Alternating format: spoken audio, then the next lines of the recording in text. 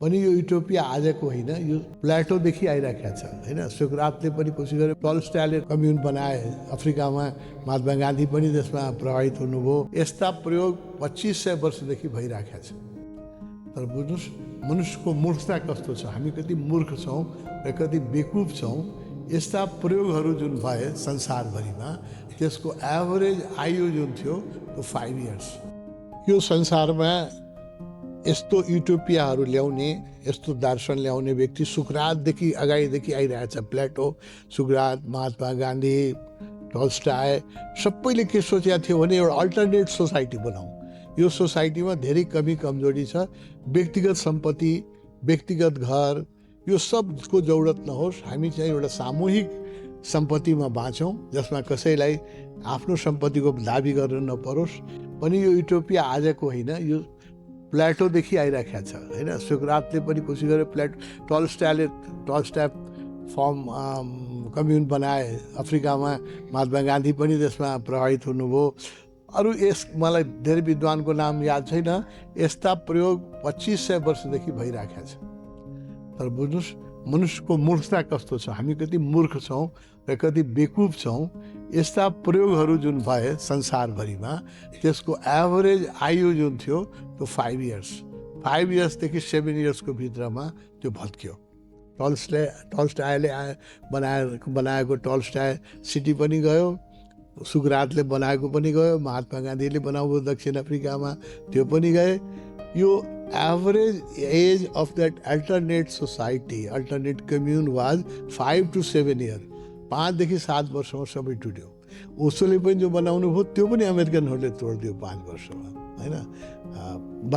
मदान्त धार्मिक व्यक्तिहरू जसलाई लाग्थ्यो कि यसले आफ्नो धर्म प्रचार गरिरहेका छ। ओसो कुनै धर्म होइन, उहाँ मनुष्यतामा नै उहाँको धर्म हो। Humanity is his religion. उहाँले कुनै धर्म प्रचार गर्नुभएको थिएन।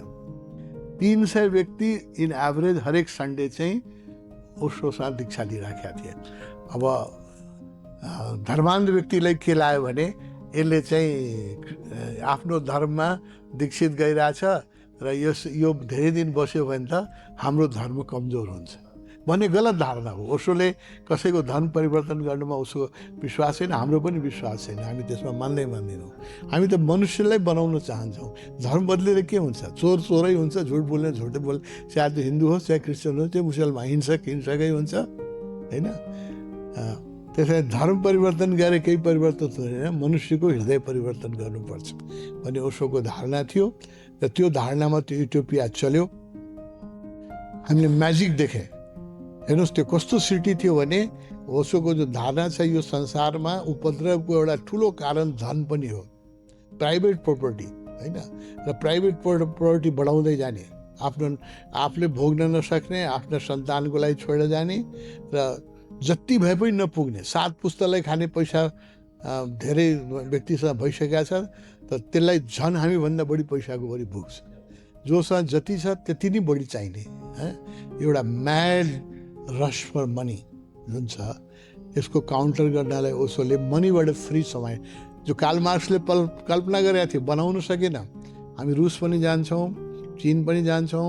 रुसमा पनि त्यस्तो कम्युनहरू स्टालिनले बनाउने कोसिस गरेका थिए, लेनिनले बनाउने कोसिस गरेका थियो, फेल भयो, चलेन।